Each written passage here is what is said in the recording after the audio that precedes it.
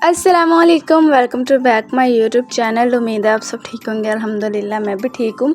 तो जी आज का व्लॉग मैंने मॉर्निंग से स्टार्ट किया था और बस अभी मैं सोई हुई थी ना, तो हस्बैंड ने आकर रूम की लाइटें जला दी और अनम को मेरे पास लेटा दिया। वैसे ये ना अम्मी अब्बू के रूम में होती है तो वहीं पे सो जाती है, तो फिर सुबह सुबह ही उठ के मेरे पास आ जाती है।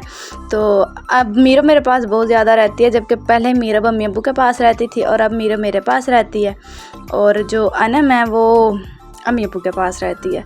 तो बस इसे ला के लिटा दिया था। वैसे मैं सोई हुई थी तो रात को ही थी बारिश। वैसे आजकल ना बारिशें बहुत ज़्यादा हो रही हैं, तो बाहर ये पड़ा था सारा जी माल रेडी हो चुका था। तो फिर हस्बैंड ने उठा कर ना सारा रूम में ही रख दिया था, क्योंकि एक छोटा सा बेड भी मेरे रूम में है, एक तो डबल बेड है और एक सिंगल बेड है। तो फिर उसके ऊपर ये सारा माल जोड़ दिया था, क्योंकि बाहर बारिश में सारा ख़राब हो जाना था।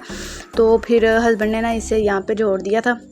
वैसे अगर हस्बैंड अभी भी नहीं ना आके लाइट जलाते तो मैंने अभी भी सोए रहना था।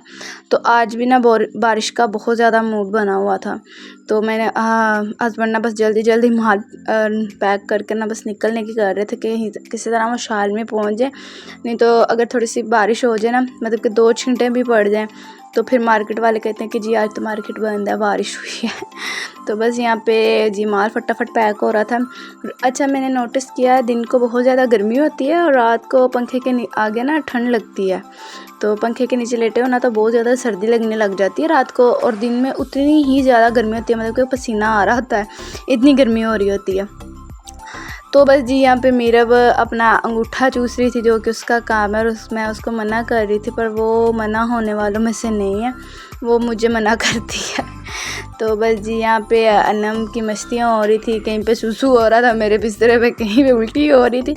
फिर जी उठ के पहले मैंने सबसे पहले नाश्ता बनाया, यहाँ पे जी गुड मॉर्निंग मैंने की और साथ ऑमलेट वगैरह बना लिया था। बस फिर नाश्ता किया और फिर थोड़ी जी बेडशीट चेंज की है। और फिर जी मैं गई थी पिछले दिनों ना बैंक गई थी, क्योंकि मुझे दूसरा कार्ड बनवाना था। तो इसकी ना वैसे ना रेंज इतनी नहीं है कि हम ना इतने पैसे निकलवा सकें, पर वहाँ जाके ना एक अलग से मुसीबत पड़ गई है कि जी आप अपनी शॉप का कार्ड लेकर आएँ। तो फिर वो जो शॉप का कार्ड और नंबर शंबर ना उसमें सारा दिन चले जाना था। तो फिर मैंने कहा कि मेरे पुराने वाले कार्ड का ना आप लिमिट बढ़ा दें। तो कहने लगे कि नहीं जी आप अपनी शॉप का कार्ड लेके आएंगे तो फिर ही इसकी लिमिट चेंज होगी। तो फिर मैंने नया एक और कार्ड ले लिया। मैंने कहा चलो जी एक दिन में अगर मुझे ज़्यादा पैसे निकलवाने हो तो आधे उसमें से निकलवा लो, आधे उसमें से तो काम बन जाता है। तो वैसे अभी मैंने हस्बैंड से कहा कि आप प्रेस पे जाकर ना दूसरे कार्ड से पा के लाएँ, तो फिर जी वो कार्ड आएगा तो फिर मेरा अकाउंट बन सकता है। अगेन जी मुझे ना ख्वाब में नज़र आया था कि मैं ना ये चने बाँट रही हूँ। तो फिर मैंने ना सुबह उठ के अम्मी को बताया कि मुझे ना ख्वाब में ये चने नज़र आए हैं कि मैं ना चने बाँट रही हूँ। तो बहुत सारे ना मैंने इस तरह के पैकेट बनाए हुए हैं, तो मैं ना चने बाँट रही हूँ। तो फिर अम्मी ने बताया कि अगर तुम्हें ये ख्वाब में नज़र आया ना तो तुम ये चने बाँटो, इसका मतलब यही है कि तुम्हें ख्वाब में ये कहा जा रहा है। तो फिर हस्बैंड को भी ना 2 दफ़ा तकरीबन ये ख्वाब में नज़र आ गए थे चने और महाने ये बाँटते हुए। तो फिर जी मैंने मंगवा लिए। तो फिर मैंने इस तरह के ये पैकेट बना लिए। वैसे ना ये पैकेट मैंने बहुत टाइम पहले ना दराज से मंगवाया था ज्वेलरी के लिए, क्योंकि आप सबको तो पता है कि ज्वेलरी का मुझे कितना ज़्यादा क्रेज़ है। तो मेरे पास वैसे भी ज्वेलरी बहुत ज़्यादा इकट्ठी हो गई हुई थी, तो फिर मैंने उसके लिए ये मंगवाए थे और ये ना बच गए थे। तो फिर मैंने इस तरह से ना इसके पैकेट बना लिए, क्योंकि बच्चों को अगर इस तरह से हाथ में अगर मैं चने और मखाने देते तो उन्होंने खाने कम थे, गिराने ज़्यादा थे। तो फिर इस तरह ना मैंने पैकेट बना दिए थे। ये 40-50 पैकेट बन गए थे। तो फिर सारे ना मैंने ये बच्चों में बाँट दिए। और जी बस जी मीरब यहाँ पे देख के बड़े खुश हो रही थी, मम्मा चीज़ी चीज़ी। तो मीरब ने भी एक पैकेट ले लिया और उसने अपना ख़त्म कर लिया। और फिर शाम को मुझे कहती कि मम्मा जी चने ला के दो। मैंने कहा मम्मा बेटा आप कहाँ, आपको मम्मा चने ला के दे, वो मैंने सारे बाँट दिए थे।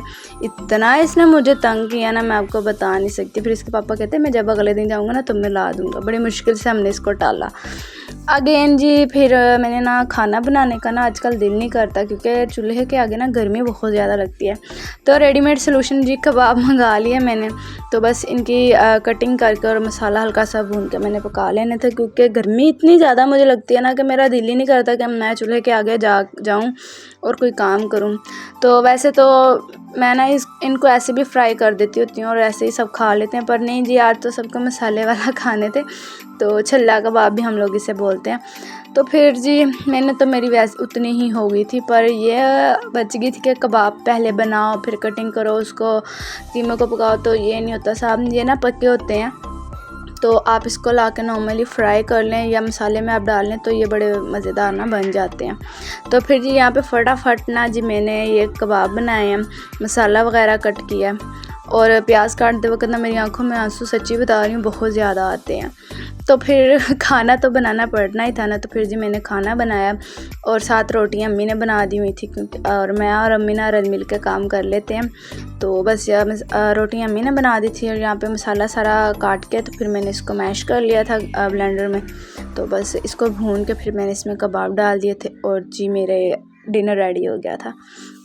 अच्छा जी, बहुत सारे कमेंट आते हैं कि जी आपने फ़ेसबुक से ब्लॉक कर दिया, आपने इंस्टाग्राम से ब्लॉक कर दिया, इंतहा के कमेंट आते हैं। तो मैं आपको बता दूं मैं फ़ेसबुक पे कभी थी ही नहीं, ठीक है। अब मैंने जब नया नया इंस्टाग्राम बनाया था ना तो वो मेरे हस्बैंड के फ़ेसबुक के साथ अटैच हो गया था और मुझे काफ़ी टाइम तक इस बात का इल्म ही नहीं था कि मेरा जो इंस्टाग्राम है वो फ़ेसबुक के साथ कनेक्ट हुआ है।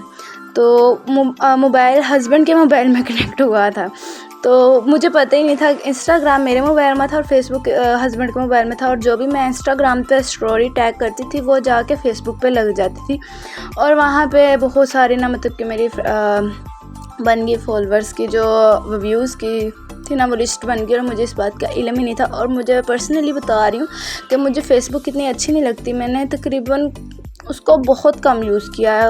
अगर कोई चीज़ देखनी भी होती थी ना तो बस अपने हस्बैंड की आईडी निकाल के उसमें से मैं वो स्टोरी वगैरह देख लेती, तो बस इससे ज़्यादा मैंने उस पर कभी मतलब कि मेरा उसकी तरफ था ही नहीं, फेसबुक की तरफ ना मेरा रुझान ही नहीं है क्योंकि इसको अगर आपको मोनेटाइज़ कराना तो वो बहुत मुश्किल है और मोनेटाइज़ ये होता नहीं है, ठीक है। तो फेसबुक पर तो मैं शुरू से ही नहीं थी, ये बात सच्ची में मैं आपको रियल बता रही हूँ। तो जो भी मैं स्टोरी टैग करती थी वहाँ पे वो लग जाती थी और अगर आप किसी को भी फेसबुक से अगर ब्लॉक किया गया है ना तो वो मैंने नहीं किया क्योंकि मैं फेसबुक पे हूँ ही नहीं। हो सकता है मेरे हस्बैंड ने कर दिया या किसी और ने शरारत कर दी हो तो वो किसी को ब्लॉक कर दिया, तो मैं फेसबुक पे शुरू से ही नहीं हूँ, ठीक है। अगेन आ जाते हैं जी इंस्टाग्राम की तरफ। तो इंस्टाग्राम पे मेरे इतने फॉलोअर्स नहीं हैं, आप इतने देखे होंगे, तो मैं किसी को क्यों ब्लॉक करूँगी ताकि मैं अपने फॉलोअर्स कम कर दूँ। नहीं, मैं किसी को ब्लॉक नहीं करती। हाँ, मेरे मोबाइल के साथ अक्सर मीरब और अनम लगी रहती है तो वो इसके साथ बड़े पंगे लेती हैं, तो हो सकता उनमें उन्होंने किसी को ब्लॉक कर दिया या कुछ कर दिया, तो मुझे इस बात का इल्म नहीं है क्योंकि मैंने आपके साथ अपने मोबाइल कलेक्शन की भी वीडियो शेयर की थी। तो मैंने उसमें आपको दिखाया था कि मेरे कितने सारे मोबाइल हैं जो कि सिर्फ मीरब ने तोड़े हुए हैं, तो बहुत सारे मेरे इस तरह के नुकसान किए हुए हैं। तो मैंने ना इंस्टाग्राम से भी कभी किसी को ब्लॉक नहीं किया। इनफैक्ट जो मेरी पुरानी वाली आईडी थी वो अच्छी खासी मेरी ट्रेडिंग में आ गई हुई थी और मेरी रील्स भी वायरल हो रही थी। जो पुराने फॉलोवर होंगे उन्हें तो पता था।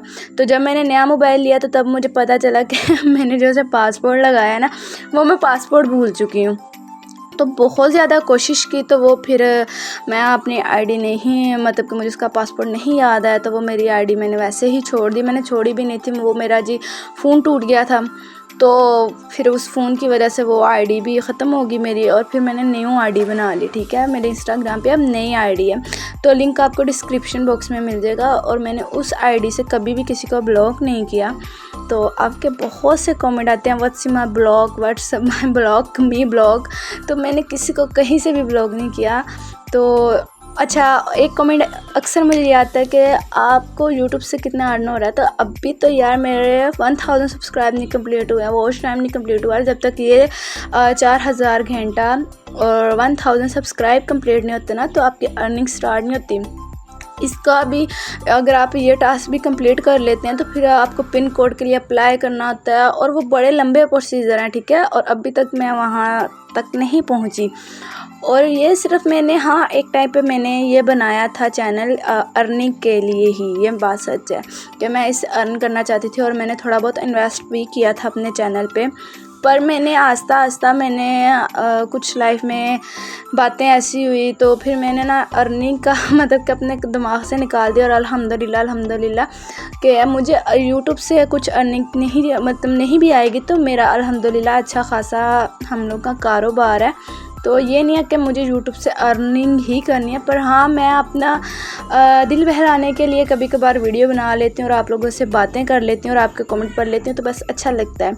हाँ, एक टाइम था कि मैं अर्निंग करना चाहती थी और इन्वेस्ट भी किया था मैंने अपने चैनल पे, फिर मैंने जब आप सबको पता कि मेरा तकरीबन 1 साल तकरीबन मेरा चैनल बंद रहा, फिर उसके बाद चैनल पूरा का पूरा डेड हो जाता है, आप सबको पता। तो फिर उसके बाद जब मैंने स्टार्ट किया तो फिर मेरा मकसद ये नहीं था कि मुझे यूट्यूब से अर्न करना है, बस मेरा मकसद ये था कि मैं अपनी लाइफ आप लोगों के साथ शेयर कर सकूँ और अपना टाइम अच्छा स्पेंड कर सकूँ बस। और रही जो टिकटॉक पे लाइव आने की बात, तो वो मुझे इतना ना कंफर्टेबल नहीं लगता, तो मैं इसलिए टिकटॉक पे भी लाइव नहीं आती। पर हाँ, मेरा टिकटॉक पे अकाउंट्स है, तो लिंक आपको डिस्क्रिप्शन बॉक्स में मिल जाएगा। अगेन वहाँ पे वीडियोस वगैरह मैं शेयर कर देती होती हूँ, पर मैं टिकटॉक पे लाइव आने पे इतना कंफर्टेबल नहीं हूँ। अगेन कुछ दिन पहले ना ये हो रहा था कि जी मेरे ना यूट्यूब पे लाइव हो जाती थी सारी रात, तो सब लोग कहते थे कि जी आप ना लाइव आती हैं तो रिप्लाई भी किया करें। तो मैं उन दिनों मैं लाइव नहीं आ रही थी, वो मेरे हस्बैंड पंगा ले रहे थे क्योंकि मैं व्लॉग नहीं कर रही थी, क्योंकि मेरी तबीयत बहुत ज़्यादा ख़राब थी। अगेन मेरे सर में इतना ज़्यादा दर्द रहता था कि बस सारा दिन मैं सोई रहती थी, और अभी भी शदीद दर्द रहता है। तो वो इसलिए लाइव लगा देते थे कि कहीं इसका चैनल बंद ना हो जाए, क्योंकि इतनी मेहनत करने के बाद अगर मैं वीडियो 1-2 महीना 3 महीना नहीं डालती हूँ तो वो फिर जो रीच होती है ना वो चैनल की कम हो जाती है। तो कभी कभार लाइव लगा के इस तरह से रख देते थे, फिर आप लोगों के इतने कमेंट आते थे कि जी आप लाइव आती हैं तो रिप्लाई क्यों नहीं करती। तो मैं लाइव नहीं आती, पर हाँ मैं एक दफ़ा लाइव आई थी अपने यूट्यूब चैनल पे, और वो लाइव अभी भी मेरे चैनल पे मौजूद है, आप लोग देख सकते हैं। तो उसमें मैंने आपके कमेंट के रिप्लाई भी किए थे। तो जब मैं लाइव आती हूँ तो मैं कमेंट का रिप्लाई करती हूँ। तो पिछले दिनों जो कुछ भी हो रहा था वो मैं लाइव नहीं आ रही थी, वो मेरे हस्बैंड ही छेड़खानियाँ कर रहे थे मेरे चैनल के साथ कि कहीं इसके चैनल की रीच ना गिर जाए, क्योंकि मेरी तबीयत इतनी ज़्यादा ख़राब थी, मेरे सर में इतना शदीद वाला दर्द रहता था कि मुझे व्लॉग बनाने का होश नहीं था। इनफैक्ट मुझे अपना होश नहीं था, सारा दिन बस मैंने पेन किलर खा लेनी है और फिर सारा दिन मैंने सो के गुजारना है। तो पिछले कुछ दिन मेरे इस तरह से गुजरे, और मेरे व्लॉग भी इसलिए नहीं आ रहे थे। बल्कि लास्ट व्लॉग जो आपने देखा होगा वो मेरे हस्बैंड ने बनाया था, जबकि उन्हें व्लॉग में बात भी करनी नहीं आ रही थी, तो वही व्लॉग बना के लाए थे। तो बस ले आए थे, फिर मैंने एडिट करके मैंने अपलोड कर दिया था, क्योंकि मेरा व्लॉग बनाने को भी दिल नहीं कर रहा था और सर में इतनी दर्द थी कि बात करने की भी हिम्मत नहीं थी। और अभी भी आपको मेरी आवाज़ से फ़ील हो रहा होगा कि मेरा गला कितना ज़्यादा ख़राब है। तो मैं पिछले दिनों बहुत ज़्यादा बीमार रही थी, तो फिर इस वजह से मैंने कोई व्लॉग भी नहीं किया। और इंशाल्लाह ताला अब रेगुलरली कोशिश करूँगी व्लॉग अपलोड करूँ। तो जी ये मैंने लगाई थी मेहंदी, तो बस मेरे साथ साथ फिर मीरब ने भी लगा ली थी। और किस तरह से आपको डिज़ाइन लगा आप जी कमेंट बॉक्स में भी ज़रूर बताइएगा। और जी ये थी मीरब की मेहंदी, बहुत ज़्यादा खूबसूरत लग रही थी, नन्हे नन्हे हाथों पे मेहंदी लगी हुई। तो मैंने ना इसको मेहंदी बहुत कम लगाती हूँ, फिर ना इसको नज़र लग जाती, मेरी ही नज़र लग जाती। वैसे भी कहते हैं कि माँ बाप की नज़र ना ज़्यादा बच्चों को लगती है।